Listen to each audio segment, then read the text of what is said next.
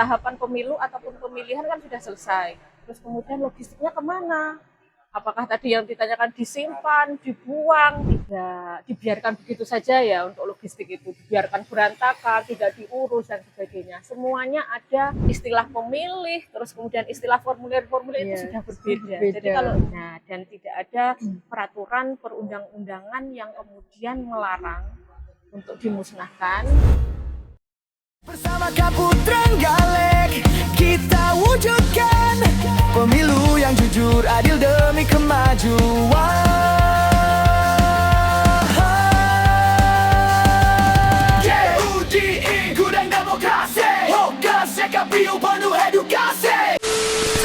Hai teman pemilih, balik lagi di Gudang Demokrasi, podcastnya KPU Kabupaten Trenggalek.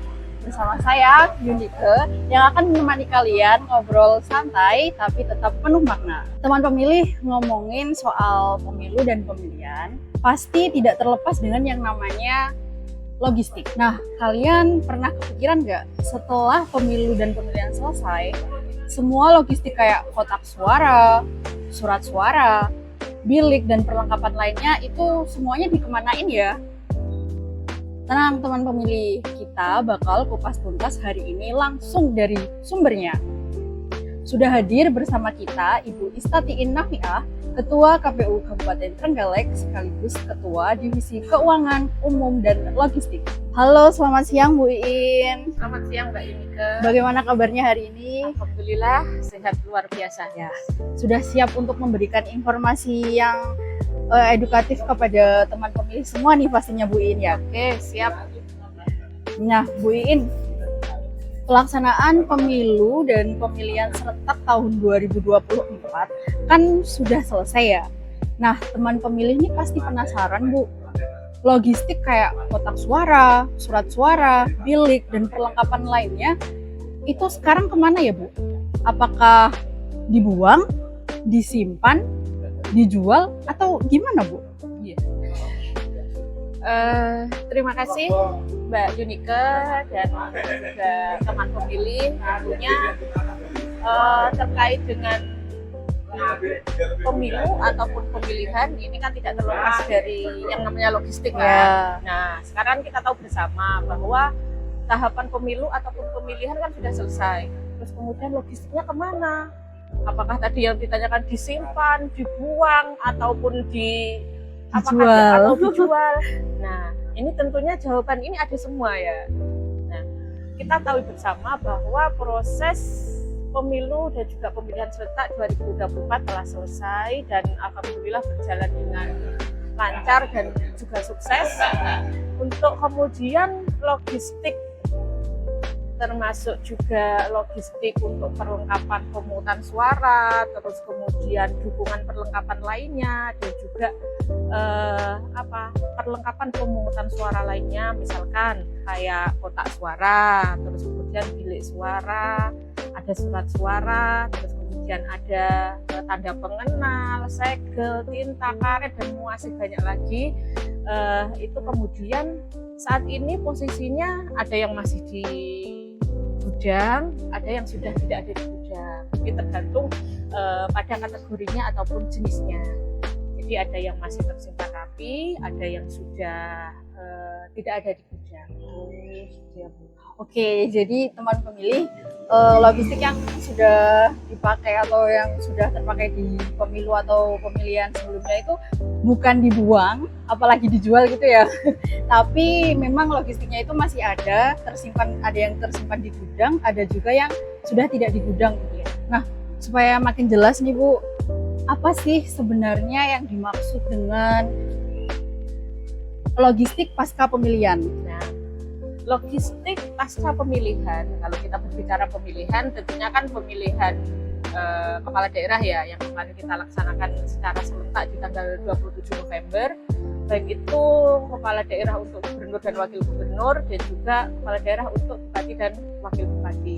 Nah, untuk logistik pasca pemilihan, ini maksudnya adalah semua jenis logistik yang tentunya sudah saya sampaikan di awal tadi, yang sudah tidak digunakan atau yang sudah selesai digunakan waktu pemungutan suara di TPS oleh teman-teman KPPS ya kemarin, teman-teman kelompok penyelenggara pemungutan suara. Terus kemudian setelah selesai digunakan waktu penghitungan pemungutan suara juga, yang mana itu juga di TPS atau tempat pemungutan suara oleh kawan-kawan KPPS, dan juga adalah logistik yang sudah selesai digunakan waktu rekapitulasi penghitungan suara, baik itu di kecamatan tentunya oleh kawan-kawan PPK ya, panitia pemilihan kecamatan kemarin sudah selesai rekap. Terus kemudian juga ketika logistik itu sudah selesai digunakan setelah rekapitulasi penghitungan suara di KPU atau di Komisi Pemilihan Umum. Kalau wilayah pemilihan bupati dan wakil bupati berarti kan cukup sampai KPU Kota. Tetapi kalau pemilihan gubernur dan wakil gubernur itu sampai pada tingkat KPU Provinsi Jawa Timur. Jadi segala jenis logistik yang sudah selesai digunakan mulai dari pemungutan penghitungan di tingkat bawah sampai pada tingkat atas. Berarti setelah semua tahapan selesai, logistik itu harus diatur ulang gitu ya Bu? Iya. Oh ya. Nah, bagaimana sih proses penataan logistik pasca pemilihan itu Bu? Mungkin bisa dijelaskan? Jadi kemudian tidak dibiarkan begitu saja ya untuk logistik itu, biarkan berantakan, tidak diurus dan sebagainya. Semuanya ada prosesnya, ada mekanismenya. Jadi kalau kita kemarin flashback mulai dari proses pemungutan suara di TPS, ketika sudah selesai, kemudian kan diantarkan nih logistik ini ke desa, ke teman-teman PPS untuk selanjutnya diserahkan kepada PPK ataupun ke kecamatan untuk kemudian dilakukan proses rekapitulasi di tingkat kecamatan. Kemudian ketika proses rekap di kecamatan sudah selesai, kemudian diserahkan ke KPU Kabupaten Trenggalek untuk kemudian dilakukan proses penghitungan perolehan suara di tingkat kabupaten. Jadi kemudian logistik ini kan ada dua ya, ada yang di dalam kota, ada yang di luar kota. Jadi yang di dalam kota itu kemudian dikosongkan ya. Tapi tidak serta-merta pada saat itu ya, ada jadwal tersendiri. Nanti mungkin lebih lanjut kita sampaikan. Logistik yang ada di dalam kota itu kita keluarkan, kita kosongkan isi dari kota itu, baik yang kota gubernur ataupun yang kota bupati. Kemudian kita kelompokkan ya, apakah ini masuk arsip ataupun masuk yang non arsip. Terus kemudian tentunya kita kelola. Pengelolaan itu berdasarkan ketentuan tentunya. Terus kemudian kita juga atur jadwalnya, apakah itu nanti masuk kategori yang musnah ataupun yang permanen. Jadi memang harus tetap dilakukan pengelolaan ya, dipilah dan dipilih apakah ini masuk yang arsip ataupun yang non arsip, apakah ini yang musnah atau yang permanen. Wah, menarik sekali ya Bu. Tapi Ibu tadi kan menjelaskan untuk pengosongan kotak suara. Nah, untuk pengosongan kotak suara sendiri itu kapan sih boleh dilakukan? Apakah langsung setelah pemilu atau pemilihan itu selesai, atau ada aturan tertentu Bu?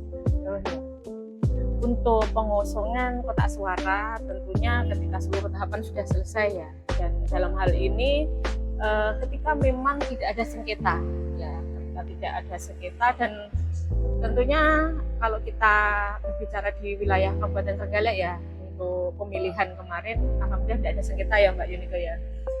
Jadi yang pertama dipastikan itu tidak ada sengketa, baru bisa dilakukan pengosongan, ataupun ketika ada sengketa itu sudah ada putusan pengadilan yang mempunyai kekuatan hukum tetap. Jadi itu baru bisa dilakukan pengosongan untuk kotak suara, baik itu yang kota gubernur dan wakil gubernur, kemudian yang kota bupati dan juga wakil bupati. Jadi ada aturannya memang Bu ya Iya. untuk keputusan itu ya. Nah tadi Bu Iin sempat menyebutkan bahwa ada kategori arsip dan non arsip. Iya. Mungkin bisa dijelaskan Bu lebih detail bagaimana pengelompokan atau pengkategorian dari masing-masing arsip dan non arsip ini, kemudian bagaimana pula tindak lanjutnya? Ya. Jadi gini ya, Mbak Yunike dan teman pemilih, seperti yang saya sampaikan di awal terkait dengan logistik, ada yang kategori arsip dan juga non arsip. Jadi kita ulangi, setelah tadi dinyatakan tidak ada sengketa, baru kemudian berdasarkan pada peraturan KPU nomor 17 tahun 2023 tentang jadwal retensi arsip. Jadi di situ kan diatur jelas terkait dengan jenis arsip ini apakah aktif ataupun non aktif, terus kemudian klasifikasinya apakah musnah atau permanen, terus kemudian jangka waktunya itu di PKPU 17 tahun 2023 itu diatur secara rinci, jelas, detail. Nah, jadi setelah kotak suara tadi, baik itu kotak suara gubernur dan wakil gubernur, kotak suara bupati dan wakil bupati dilakukan pengosongan, terus kemudian diklasifikasikan apakah ini masuk arsip ataupun masuk non arsip. Nah, yang arsip ini kemudian juga diklasifikasikan lagi apakah arsip ini masuk arsip yang musnah ataupun yang permanen. Jadi untuk yang arsip masuk kategori musnah ini artinya bahwa arsip tersebut sudah tidak memiliki nilai guna. Nah, dan tidak ada peraturan perundang-undangan yang kemudian melarang untuk dimusnahkan atau tidak ada tidak sedang menjadi bukti dalam sebuah proses hukum tertentu. Jadi ini bisa dilakukan pemusnahan.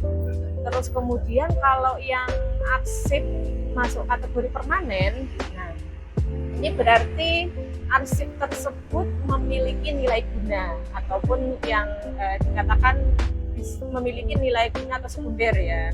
Nah, jadi arsip ini kemudian nanti diserahkan kepada lembaga kearsipan sebagai bentuk pertanggungjawaban nasional. Iya. Tadi yang terkait dengan logistik yang masuk arsip dan non arsip belum ya tadi ya? Belum Ya. Bu ya. Berarti sekalian ya ini Ya.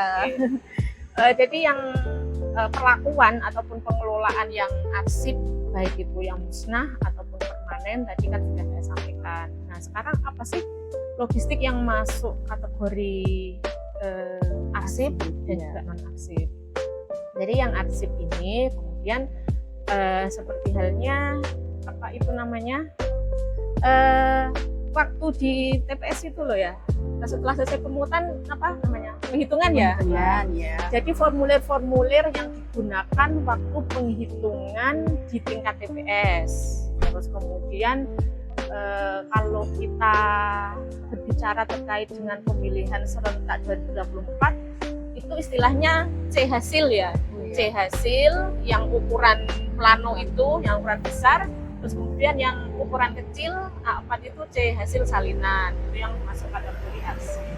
Terus kemudian yang kedua itu adalah formulir yang digunakan ketika proses rekap di tingkat kecamatan. Kalau sekarang istilahnya di hasil kecamatan ya. Kalau dulu kan ini ya Mbak Yunike ya, setiap kali pemilu ataupun pemilihan untuk istilah-istilah formulir ini kan berbeda-beda ya. Jadi memang kita harus update ya, termasuk teman pemilih nih harus update terkait dengan regulasi kepemiluan, karena setiap kali pemilu dan pemilihan istilah pemilih terus kemudian istilah formulir itu sudah berbeda. Jadi kalau tidak update pastinya akan bingung ya. Kalau dulu mungkin namanya DA, DAA itu ya kalau di tingkat kecamatan. Kalau sekarang itu namanya D hasil kecamatan. Terus kemudian formulir juga yang dipakai ketika rekap di tingkat kabupaten. Ini namanya D hasil kabupaten. Terus kemudian yang ketiga adalah DPC, daftar pasangan calon. Itu tadi yang masuk kategori arsip.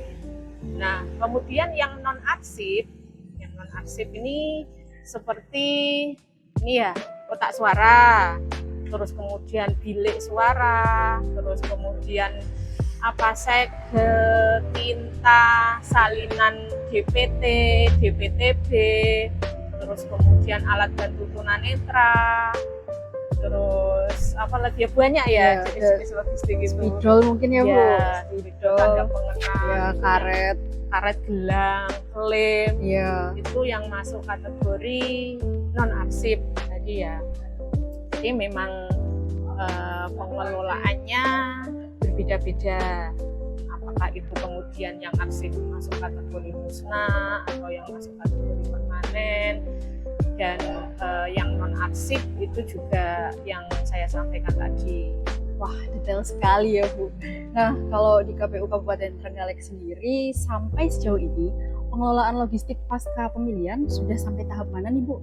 Ya, jadi untuk saat ini tentunya ini sudah hampir 1 tahun ya pasca pelaksanaan pemilihan. Ya, karena tanggal kemarin kan 27 ya. 27 November. Nah, untuk KPU Kabupaten Trenggalek sendiri, tentunya pengelolaan ini mendasar pada undang-undang dan juga peraturan KPU, termasuk juga keputusan KPU terkait dengan pengelolaan logistik. Untuk jenis-jenis logistik seperti bilik suara, terus kemudian kotak suara. Nah, ini sudah dilakukan pelelangan ya di kantor KPKNL Malang. Nah, ini juga perlu kami sampaikan kepada teman pemilih ya. Kalau dulu kotak suara, bilik suara itu kan bahannya dari apa itu namanya? Dari stainless besi Ya, itu ya Bu? dari stainless Iya, atau stainless. besi ya. Untuk yang pemilihan sejak 2024 kemarin itu dari kardus atau duplek. Nah, ini di Kabupaten Trenggalek sudah selesai dilakukan pelelangan, baik itu bilik suaranya, kotak suaranya, untuk yang bahan sama itu ya, untuk yang duplek itu sudah selesai di kantor KPKNL Malang oleh teman-teman logistik kemarin. Terus kemudian yang surat suara juga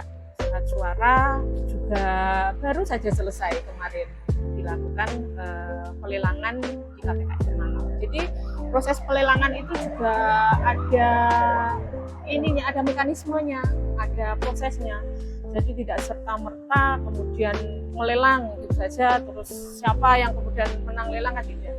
Jadi kita KPU Kabupaten Trenggalek berkewajiban untuk mengumumkan lelang 5 hari sebelum pelaksanaan, apa jenis barang yang dilelang apa, terus kemudian nilainya berapa, terus kemudian ketika pada hari H pelaksanaan yang sudah dijadwalkan oleh KPKNL Malang, maka di situ nanti sebelum pada tahap batas waktu yang telah ditentukan, maka kemudian yang berproses di situ melalui aplikasi yang tentunya melalui sistem ya.